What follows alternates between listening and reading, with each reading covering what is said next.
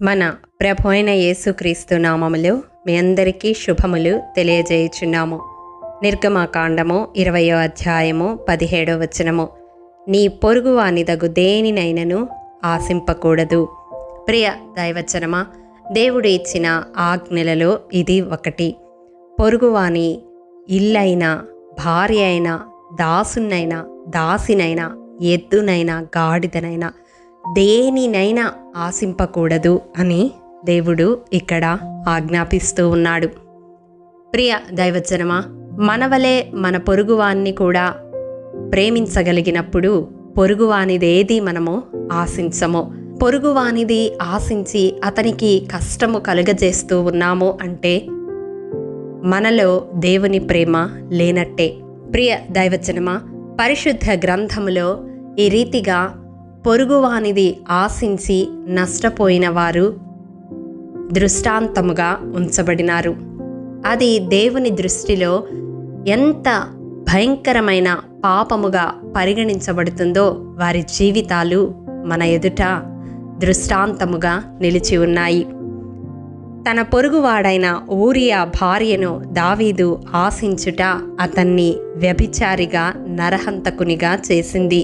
అంత మాత్రమే కాదు, అతని 4 కుమారులను పోగొట్టుకొనవలసి వచ్చినది. బత్షెబా కుమారుడు అబ్షాలోము, అదోనియా, అమ్నోను, వీరిని దావీదు కోల్పోయాడు. ప్రియ దైవచనమా, నాతాను ప్రవక్త దావీదును గద్దించినప్పుడు ఒక గొర్రెపిల్లకు ప్రతిగా 4 గొర్రెపిల్లలు ఇయ్యవలనని దావీదు పలికినట్లుగా అతని 4 కుమారులను కోల్పోవలసి వచ్చింది. ప్రియ దైవజనమా, చూసారా, దావీదు దేవుని హృదయానుసారుడైన వ్యక్తి అని మనం ఎరిగి ఉన్నాము. అయినప్పటికీ పొరుగువాని భార్యను ఆశించుట అతని ఆత్మీయ జీవితానికి ఒక తీరని మచ్చ తీసుకొని వచ్చింది. అలాగే ఇశ్రాయేలు రాజైన అహాబు నాబోతు ద్రాక్ష తోటను ఆశించుట అతని సంతతి వారి నాశనమునకు కారణమైనది. పట్టణమందు చచ్చు అహాబు సంబంధికులను కుక్కలు తినివేయునని దేవుడు సెలవిచ్చాడు. అలాగే బయటి భూములలో చచ్చువారిని ఆకాశ పక్షులు తినివేయును అని పలికాడు. ప్రియ దైవజనమా, ఏ స్థలమందు కుక్కలు నాబోతు రక్తమును నాకాయో అదే స్థలమందు అహాబు రక్తమును నాకుతాయని కూడా దేవుడు పలికాడు. చూసారా, పొరుగువాని సంపదను అహాబు ఆశించుట అతని జీవితంలో ఎన్ని దుష్పరిణామాలను తీసుకొని వచ్చిందో. అంత మాత్రమే కాదు, కోరహు, దాతాను, అభిరాముల జీవితాలను మనము చూసినట్లయితే వారు యాజకత్వమును ఆశించారు. పొరుగువానికి ఇవ్వబడిన ఆధిక్యతను ఆశించారు. అది వారిని, వారి సంబంధులను, వారి సమస్త సంపాద్యమును పాతాళమునకు దిగిపోవునట్లుగా చేసింది. ఈ వాక్యము వింటున్న ప్రియ సహోదరుడా, సహోదరి, నీవు కూడా పొరుగువాని ఆధిక్యతను చూచి మత్సరముతో, అసూయతో ఆ ఆధిక్యత నీ వశము కావాలని కోరుకుంటూ ఉన్నావా? సంఘములో విభేదాలకు మూల కేంద్రమైనావా?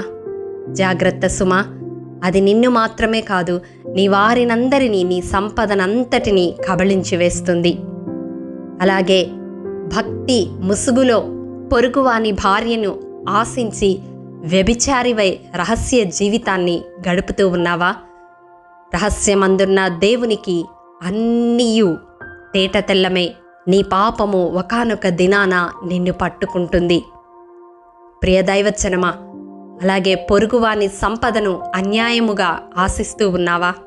ఏ రూపంలో నువ్వు ఆశించినప్పటికీ దాని ఫలితాన్ని నీవు, నీ ఇంటి వారందరూ అనుభవించవలసి వస్తుంది.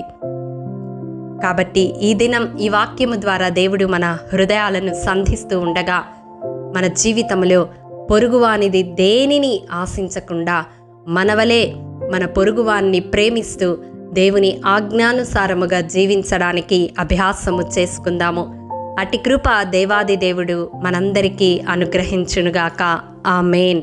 ప్రేమ నమ్మకము కలిగిన మా ప్రియ పరలోకపు తండ్రి, మీ పరిశుద్ధ పాదములకు వందనములు దేవా. విత్తబడిన వాక్యమును ప్రతి హృదయములో నూరంతలుగా ఫలింపచేయండి.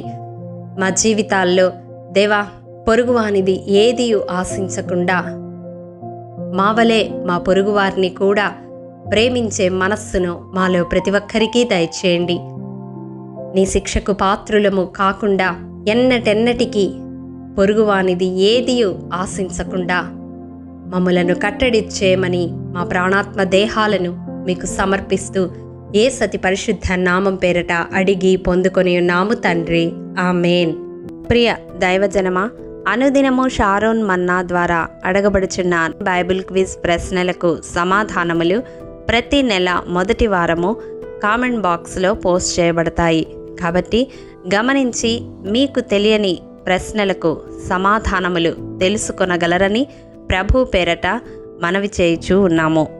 ప్రియ దైవజనమా, ఈ దినం బైబిల్ క్విజ్ ప్రశ్న: జ్ఞానము గలవానికి ఉపదేశము చేయగా ఏమగును? ప్రియ దైవజనమా, ఈ దినము జన్మదినము, వివాహ దినము జరుపుకుంటున్న వారికి షారోన్ గ్రూప్ తరపున హృదయపూర్వక శుభాకాంక్షలు తెలియజేయుచూ ఉన్నాము. దేవుడు శ్రేయస్కరమైన ఆశీర్వాదములతో ఈ సంవత్సరాది నుండి సంవత్సరాంతము వరకు మిమ్ములను నింపాలని ప్రార్థిస్తూ ఉన్నాము. ఆమేన్.